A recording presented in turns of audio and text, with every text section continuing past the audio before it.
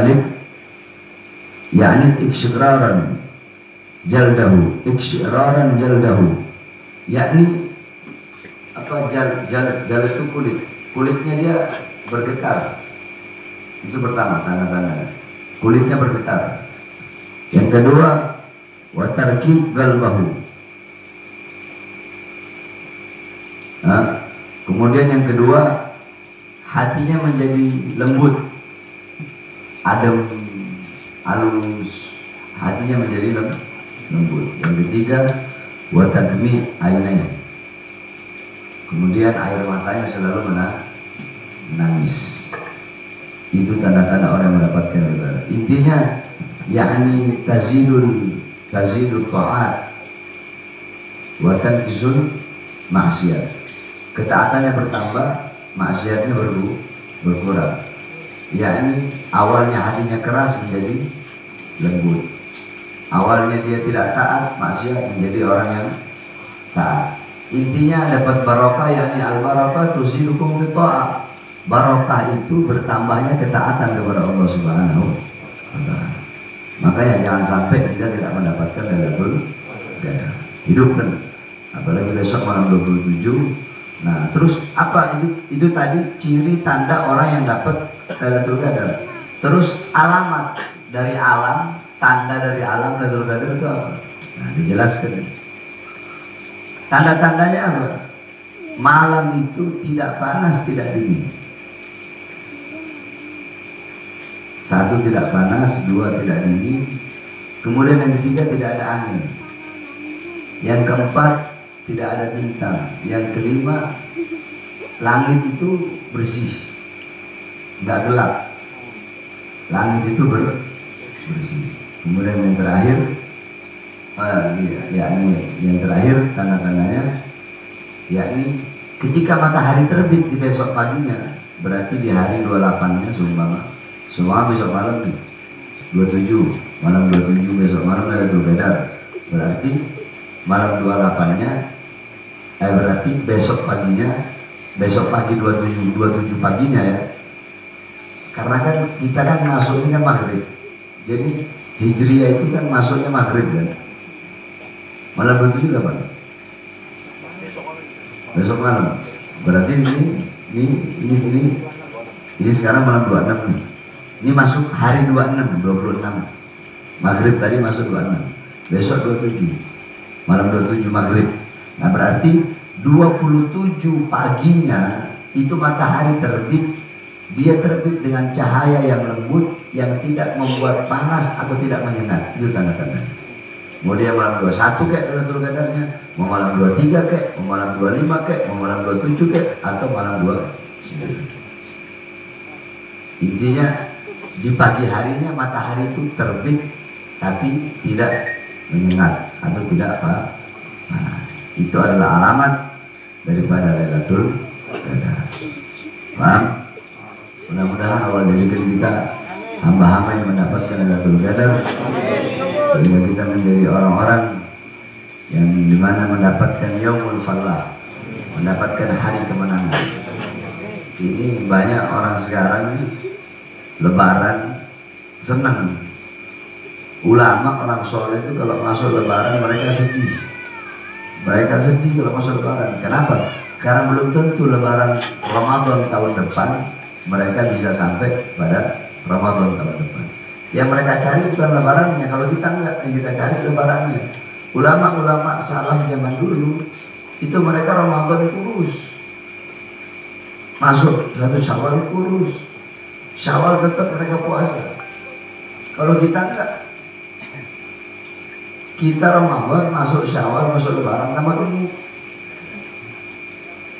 Ulama zaman dulu itu kalau udah masuk Ramadan, Al-Imam Muhammad Muladawi lah, beliau itu zuhur menghatamkan 4 kali Al-Quran, isya menghatamkan Quran 4 kali. Zuhur 4 kali, isya 4 kali selama bulan Ramadan. Al-Imam Syafi'i menghatamkan Al-Quran selama bulan, setiap hari dalam bulan Ramadan. Semuanya banyak. Kalau kita bukan hatamin Quran, Ramadan kita sibuk Facebook, sibuk WhatsApp, sibuk sama HP terus. Al-Quran kita biarkan. Padahal Ramadan syahrul Quran, Ramadan adalah malam bulan turunnya Al-Quran. Nah, orang-orang yang mendapatkan kemenangan di bulan Ramadan bukan hanya orang-orang yang berpuasa, yang ente puasa tahan lapar tahan haus, bukan.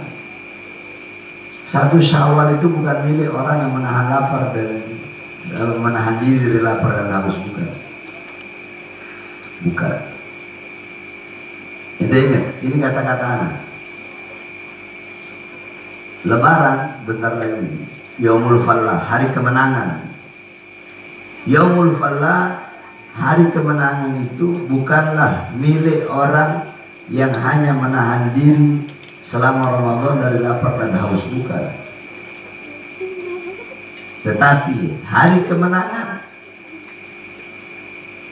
satu Syawal, Lebaran, itu adalah hari kemenangan. Itu hari yang dimiliki oleh orang yang bukan hanya menahan diri dari lapar dan haus, tetapi orang yang menahan jawarih, anggota tubuh, minal dhawahir wal bawatin, anggota tubuh zahir dan batin, minal, dari apa?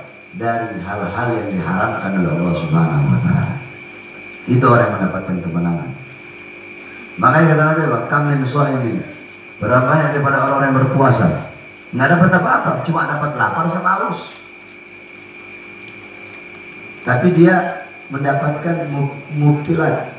Mubtilat itu nggak dapat pahala. Puasanya sah, cuma nggak dapat pahala, nggak ada nilai di sisi Allah Subhanahu wa Ta'ala. Kenapa? Karena puasa ya puasa, tapi kedua matanya masih memandang hal-hal yang haram. Puasa-puasa tapi lidahnya masih berdusta, berbohong, namimah, riba, fitnah. Puasa-puasa tapi tangannya masih mencuri, masih merampok, masih melebihkan timbangan, masih mengambil hak orang. Puasa-puasa tetapi kakinya masih melangkah ke tempat-tempat yang haram, sehingga tidak dapat tilangan. Puasa-puasa tapi hatinya masih sombong, masih riya, masih hasud, masih iri. Terus masuk Lebaran insya Allah pakai baju baru, padahal bukan milik mereka. Satu Syawal, Yaumul Fallah, hari kemenangan Idul Fitri, itu adalah milik orang-orang yang menahan diri, zahir, batinnya, menjaga kedua matanya, telinganya, hidungnya, mulutnya, lidahnya, tangannya, kakinya, hatinya dari hal-hal yang diharamkan oleh Allah Subhanahu wa Ta'ala. Bertambah ketaatan, kepatuhan dan ketundukannya kepada Allah Subhanahu wa Ta'ala. Itulah orang-orang yang mendapatkan hari kemenangan.